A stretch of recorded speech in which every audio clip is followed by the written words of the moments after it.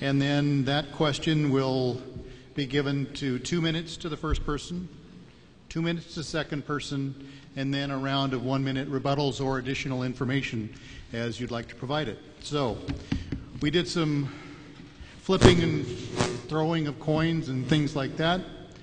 And if I remember correctly, Dan, you came out on top on that one. And I deferred to Kathy. And you deferred to Kathy. Well, what quite a gentleman tonight. So the budget is the first question. So Washington State government has a budget shortfall of about $1 billion in the next biennium. Other than the state constitutional mandate on funding education, what do you consider the priorities of state government? And as a legislator, what would you do to balance the budget? And the timer is over here. Well, our priorities of government have got to be, as our Constitution says, funding education. And we can't walk away from that. The courts are going to be looking over our shoulder. It's something I've worked at for a long time. And it isn't just, basics. It really does say ample. And it's going to be a big challenge for us to find the money and really fully fund public education. But I think we have the momentum to do it. And I think it'll be the first, not the last, discussion about funding. We don't know what's going to happen with the economy, but we've gone back into session over the last 3 years since every time we turned around there was another $1 billion gone or $2 billion gone. And we went back and made the cuts that we had to make so that in the long run we weren't going to be farther in debt. And because of that, this last year when the economy finally improved a little bit in March, we were able to hold the line. And we've listened to the car dealers and we listened to some real estate folks today, and the economy is improving. There are definite signs of improvement. So it will be a decision as we go through the session. I think March is when we have our next forecast that we'll be writing a final budget on. And to me, the issue will be if there is more money, then that money has to go into education. To do that, I believe we have got to identify the dollars that go into education, that it stays in the education budget, and we can see that those dollars are going back to our schools. Right now, the education budget gets kind of thrown in with everything else, and I've worked pretty hard to try to make it a separate part of the basic budget, and have talked with leadership, and they say, we get it, Kath, and if we can come up with a way to do that, it will be our processes of how we make decisions around funding. And I think we can make some real changes there. Thank you. And by the way, if either person that we're talking with tonight wants to have the question restated, feel free to ask. I've got a lot of hot air to give it to you. So Dan. My turn. So my top priorities, and I think they're constitutional priorities, and they're, let's just say, priorities of government. So education, obviously, first. Our Constitution says education is our paramount duty. We came very close this year to passing a bill that would have protected funding and funded it first. Too bad it died in committee. My next priority would be public safety. Next priority would be then those who cannot take care of themselves, so the extremes of age and the developmentally disabled folks. And then last of all, and I think not least, is capital infrastructure in Washington State. So I think a big duty of any government is to have ability to give the proper infrastructure for business to thrive. So when business thrives, people go to work, and when people go to work, they pay taxes, and it's kind of a domino effect. So I think it's really time that we prioritize our spending in Washington State. Office of Financial Management telling us that we're going to see about a $2 billion increase in revenue as projected for this next biennium. That's a lot of money. And I keep hearing the other side talk about having to raise taxes, and I think $2 billion is something that we should be able to live with, and I think it's a good amount of money, and if we prioritize and do our job right, we can do that. Thanks. So would you like to respond to Dan or add some more information on this question of your own, Kathy? Oh, and I think transportation is another very big issue, and we're losing money in transportation because our cars are getting more fuel efficient. Well, that's a great thing. and we're using a lot more electric cars. But the system that we use to pay for our roads is gas tax, and when people are buying less in volume, we haven't been able to keep up with the funds that we need. So there's probably going to be a proposal, and transportation is definitely at the top of the list, and I think Belfair has suffered long enough with not enough funds to do the right things for roads, and that'll be a priority for me. Okay, Dan, you get to wrap up this question. Yeah, so taking on to what Kathy just said, isn't it funny that the government urges us to get into fuel-efficient cars, urges the automotive industry to build better cars, and as soon as they change our behavior, they say they want to raise our taxes? I think that's really disingenuous.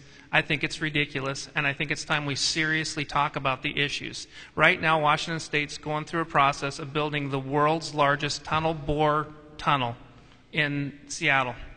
We talk about building the Belfair bypass here. We could have built the Belfair bypass 10 times over if with just the extra expenditure for building that world's largest.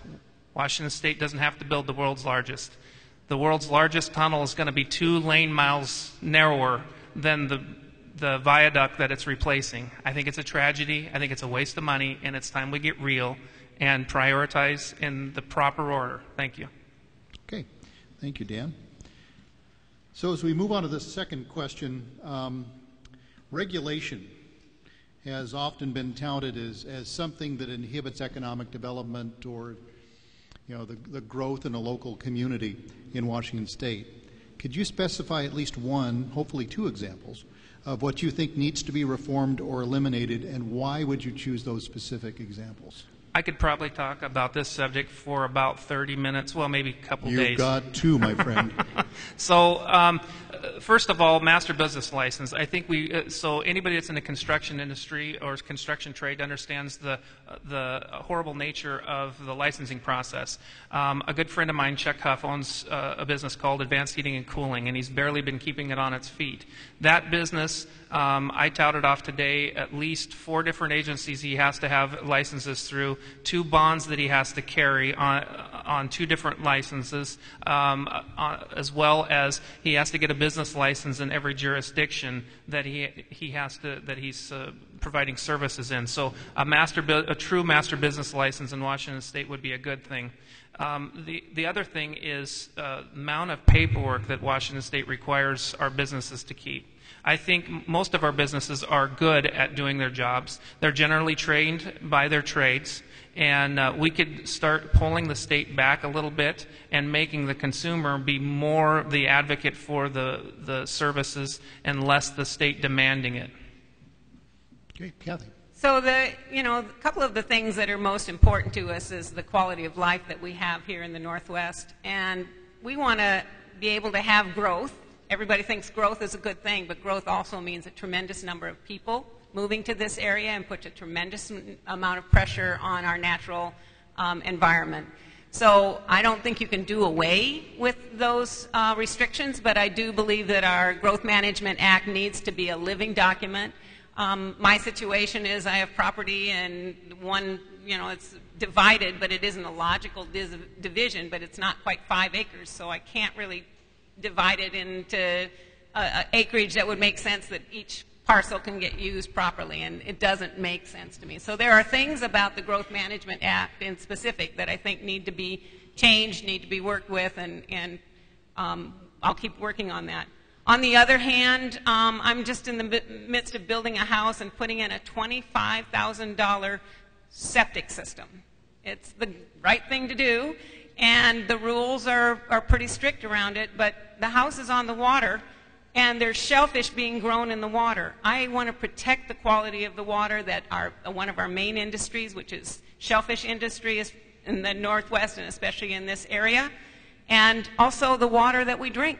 I'm from back in the Midwest in Pennsylvania, where some of the big dairy farms didn't take care of their waste, and now wells, if you want to dig a well, you can't drink the water. So it is something we have to think about as more and more people move here, and we have to have rules that we all live by that do protect our natural resources in many ways. Thank you, Kathy. And Dan, you have 60 seconds to either add to your comments or rebut or make comments on anything Kathy brought up. Yeah, so there didn't seem to be many regulations in that regulatory relief in that statement, but quite frankly, there's tons of areas where we can reduce the number of regulations. Let's start by reducing the number of regulators that are regulating. The Department of Ecology right now has 43 people, full-time employees, just writing regulations. Let's also start by adopting sunset and review in Washington State. A sunset and review process means we, the legislature, take responsibility of the rules we write, and we pass those rules. Right now, it's not that way. We have an unelected group of people that write the rules for the legislature. Let's make the legislature take responsibility for the rules and laws they pass. Thank you. Okay. You have 60 seconds. You can respond. So we do have a sunset review process. I'm on that committee. It's the Joint Legislative Audit and Review Committee, and we just went through sunsetting a committee that I had helped to set up many years ago that had to do with construction management rules. And it was reviewed, and they said it's a good thing, it needs to stay in place. But I believe it needs another sunset review. So over time, sunset reviews are a really good idea and should be done on an ongoing basis. This state already does that. I actually sit on that committee. It also does performance audits. I do believe that another important thing that needs to happen is better coordination between what local government is doing, the rules that they're asking for, the permits, and what state government is doing. And I think we have a tremendous amount of opportunity to put those two together. And I think, master building is probably an area, but there's many little things that need to go on, and I would be happy to work on that issue. Okay. Well, that wraps up our second question.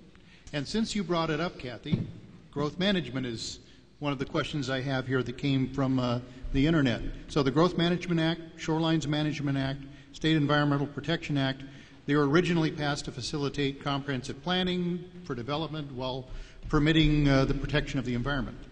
So critics have said the laws are too rigid, they affect property rights, they slow development. So do you believe the acts are functioning to the best advantage to the people of Washington? If so, why? If not, what do you think needs to get fixed? I think overall it has protected us in many, many ways. On the other hand, I believe it really does slow down, especially in an area like ours, that there is a lot of opportunity for growth, and it can impede business development. But I think it has to be responsible business development, and I think the Growth Management Act can really lead that into certain areas. But personally, I live in the country. I don't want to live in the city. I want to be able to live comfortably in the country, and the Growth Management Act and the lines that they've drawn for urban growth development isn't really quite big enough for my liking. So I'm hoping that it will be a process, that we really look at the changing population, that we see senior populations, the services that they need, transportation, health care, and still be able to live in a rural area is really, really important to me. And I think that's growth management should be looking at that issue too. Okay, Dan, take a shot at this one. So the way you stated it was... Do you think they're functioning? Yes. Oh, no, I didn't need it restated. You're basically saying... Why do you think so, or why don't you think so? So I think the Growth Management Act is completely dysfunctional. I think it cripples the rural community's ability to manage itself. It also devastates rural property ownership rights, unjustly reduces the property values, and uncompensated reduction in property values. I support a complete suspension of the Growth Management Act. I know sometimes it's controversial, but it's time in the rural community we say it's time, enough is enough. When I hear responsible development, from Kathy, I hear government's going to tell us how we're going to develop. It means we're dumb hicks and we're not smart enough to understand how to develop our own community, and I think that's not really the case. I think the case is we can manage ourselves, and the private property owner is the best steward of their property. They have a vested interest in the property. They have a vested interest in managing the property because it's their life. Too often we hear of, in the rural communities, of our families, my family included, they bought property that they were going to sell off to retire on, and when Growth Management Act was passed, that ended. They don't have an ability to sell it off any longer. They can sell it off in 5-acre parcels. Then they're saying we're going to do 400-foot buffer zones in rural Thurston County. We've gotten out of control. Let's suspend the thing, give back rural control. so we can negotiate with our local county commissioners instead of a huge elected body and have it ratified by a governor. Thank you so much. Okay. So you have 60 seconds to respond or add to your question or your Well, answer. to me, I picture myself living in the country and having, say, 50 acres around me, and if you don't have any kind of growth management, somebody can come in right behind me, cut all the trees down, and put in hundreds of houses and punch wells into the same water system that I'm using, and all of a sudden my water's gone. I don't think so. I think we have to have some strong rules that manage growth. And I mean, there are restraints on me, but there's also restraints on big business that might come in and decide to use up our land in a way that, to me, doesn't fit with what I think this county is trying to do. And especially, again, the impact on the water tables and on our safe water systems for aquaculture. Okay, and Dan, you get to wrap up this question. Those people that cut those trees down made good wages a long time ago, and they were able to buy things and goods. And in this county, we cut trees down and we replant them, and then we cut them again, and then we cut them down and we grow them again. This community is smart enough to manage its own growth. The state doesn't need to tell it how to do it. The Growth Management Act is an antiquated big government attempt to tell us how we should live our lives in our rural community. It should go away. Thank you. Okay, let's roll into education here. So the state Supreme Court has once again said the state's not meeting the constitutional obligation to fund basic education, and we're starting with you on this one, Dan. What do you consider basic education, and how, as a legislator, would you propose to fully fund it? So basic education for me is K-12. I'm a big fan of all-day kindergarten. I like the state's approach of voluntary help to new parents at a younger age. I will fight to make it voluntary. I think the state taking your kids at way younger age is, well, unacceptable. So K-12 is my definition.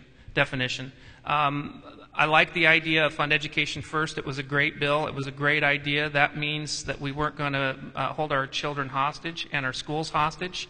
It was a bill sponsored by Kathy Haigh. Thank you for sponsoring it. It died in her committee. It wasn't allowed to come up for a vote in her committee, and I think that was disappointing. Some of the best ways to do that is the new money coming into the state. We can start trickling in there. But when you talk to the local superintendents, you talk to the local principals, they tell us if you cut the regulations that you push on us to low, very, very low levels, and you give us stable, predictable, into the future funding, we can do a lot more with a lot less. So there's a combination necessary right now. Thank you.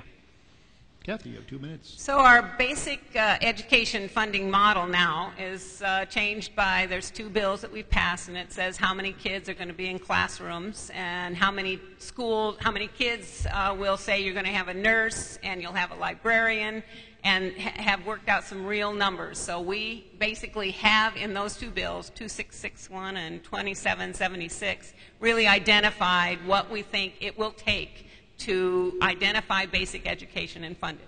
But if we fund those bills the way they talk about, it will be up to $4 billion more just for basic education over the next 4 years. And I've been the strongly support, my mouth is drying out, the full-day kindergarten, and it is voluntary if parents want it, but the schools that have put it in place, the teachers have seen a huge difference in the ability of the kids to move forward and bring kids up to speed. Now we're really looking at the first 5 years, and what we're trying to do is not government telling people what they have to do, but really giving parents the support when they first go home with their babies, nurse practitioners visiting, helping mothers do a better job in those first couple of months, first couple of years, and then really looking at the quality of our preschool programs and making sure that the teachers and the folks that are taking care of those kids really understand how to do some behavior management, how to teach kids to be able to sit and listen, how to just speaking with them and reading with them. There's a lot we can do, and those first 5 years are very, very important. So I am even though K-12 is basic and I plan on fully funding it, I will never walk away from the funding that we have in ECAP and Head Start, and we have kids by the thousands that are waiting to get into those programs. So funding those programs, it doesn't make sense to just start when they're 5 years old. You've got to start at the beginning, and I will be pushing for that very hard. Okay, Dan, you have an opportunity to either add to your comments or rebut anything Kathy might have said. So some of the problems with our education, we talk about regulations, is we require transportation to be provided, and we don't adequately fund the transportation. And that's an exceptional burden on our local school districts. It also hampers the amount of dollars that actually gets into the classroom. Washington State is quite low about the amount of dollars we invest actually making it to the classroom. So we must strive to get more dollars into the classroom. It's something like 59 cents of every dollar that we invest in education actually gets into the classroom. So we have a funding issue, but we also have a structural issue. We must make sure more of the dollars that we allocate to education get into the classroom and to actually do good for the kids. Thank you. Okay. You get the final word on this topic, Kathy. So again, as a member of the JLARC committee many years ago, I asked that committee to really look at how was the funding for our transportation system for schools really working. It was by the crow flies rather than the actual miles driven. And it was the JLARC committee that said we are totally underfunding transportation. It had a huge impact on schools in rural districts, especially with bodies of water around you. So we do, in those two bills I mentioned, we have specific transportation funding that goes by the miles driven.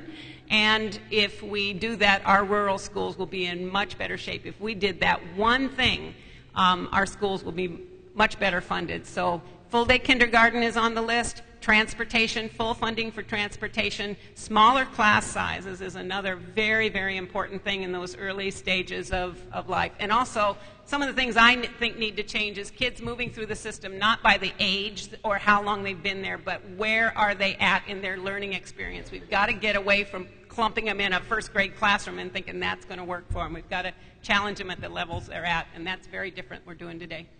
Well, I'm going to take a prerogative because that should have been the last question, but I'm going to add a question to each of the legislative races here. And close your eyes and imagine you have your pick of any legislative committee you could be on. Anyone you could be on, starting with you, Kathy. And why would you want to be on that committee?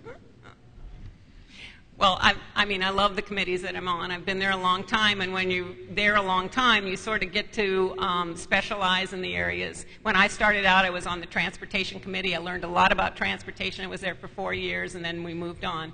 I was then on state government, and then I became, whoever thought I was going to be chair of the state government committee, but I learned so much about our elections process. I learned so much about how we pay for and really manage. It's really the governor that manages the agencies.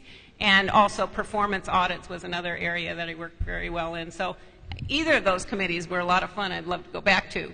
But I feel that the work that I've done, the expertise that I have, the understanding of our funding system for education, that I believe my job is around education. It's actually easier to be on a committee that you're not so emotionally involved with, because I get pretty emotional about education. But I'm there. Ways and Means is a huge amount of work. I'd like to not have to stay till 10 o'clock or 2 o'clock in the morning working on Ways and Means, but I know I need my voice there. I know I need to represent my district there. So I'm on Ways and Means. I'm happy to be there. Chair of Appropriations for Education and the Education Committee. I think those need to be moved together. And in fact, sitting and talking with Frank Chop, I said, Frank, we've got to do this. And he's the Speaker of the House, and he said, if you can figure out a way that we can actually put all of the policy and the education funding in the same room and have a certain part of the budget go to that, I think it really will solve a big problem in education, which is really being able to track the dollars. So whatever that committee is, I hope to be on it. Okay, Dan, now it's your chance to make your summer daydream come true. What committee do you want? So I can't limit it to one. I have so many. The first of one is because I'm a passionate patriot of my rural community. I think big government's been too intrusive, so local government would be my first pick. My second pick would be energy. My third pick would be technology. and transportation would be my fourth pick. But anybody that understands and follows politics, freshmen usually get 5 or 6 committees because you load them down because you don't want to have them anymore. It's kind of like the freshman hazing. So there will be some other committees that I will be probably forced to work on. So those are important to this region. Declaring hydroelectric power renewable will do in one stroke reduce our energy costs in Washington State. I don't know why it's not. Local government could help take a lot of the burdens, working with our local electeds, could take the unfunded mandates that we impose upon our local areas. There's a lot of reasons why I want to serve on them. Technology, quite frankly, because technology has been pushing biofuels. And biofuels, if you don't understand, in Western Washington just don't work. And I'm so glad biofuel died in technology last time, and we need to make sure that we don't make the mistake of forcing biofuels out here. So, because biofuels gel in these conditions, and our truck drivers know that they don't work. So let's, as a government, quit forcing things down them. We don't drive truck. We don't maintain trucks. We don't have the right to tell them what to put in their gas tanks. Thank you so much. Okay, and you've got 60 seconds to add another committee so you'd like, or instead of just saying what committee I'd like to be on, I really would like to see our state legislature work a little bit differently. I think we should all start in the same room, Senate and House, and identify the things that we think are most important, and then begin to think about what committees are going to be needed to actually move those issues forward. That's very different than the way we do it right now. Right now, you know, there's committees that have been there forever in the same chair, and it really makes it, if you've got some new ideas, it's very hard to get it past that committee. Like the funding education first. You've got to have the votes to get it out of committee. So I would really like to see us work more closely with the Senate, similar to what Derek was saying. I want to break down these barriers between the Republicans and the Democrats. Every bill I have has Republicans on it, and I've taken some of my best bills and handed it to a Republican because I knew it would be good for them and we'd be able to move it through easier. So I want us to work together, and I think we could change our system a little bit in the legislature to build more cooperation between the parties and not put us off in separate rooms. Okay, Dan, you get to wrap up this question. So your party determines the structure. So 14 years of leadership, you exert a little power. I'm going to try. So in Washington State, we're just kind of backwards on how we do things. It is really time that we simplify government that as imposed on the citizens, and do a very much better job. We shouldn't let partisan politics get in the way any longer, and I think my opponent feels crippled by her caucus quite often by listening to her talk, and it's time we not let that happen any longer. Thank you so much. Okay, thank you, Dan. And that is the final round with position one. Let's give our candidates a hand.